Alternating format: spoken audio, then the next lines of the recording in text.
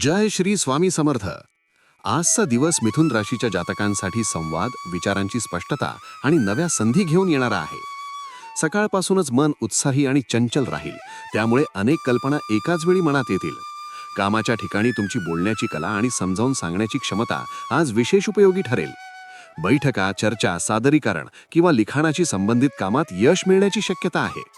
मात्र एकाच वेळी खूप गोष्टी हातात घेण्याऐवजी प्राधान्यक्रम ठरवून काम केल्यास गोंधळ टाळता येईल. आर्थिक बाबतीत आज सावधगिरी आवश्यक आहे.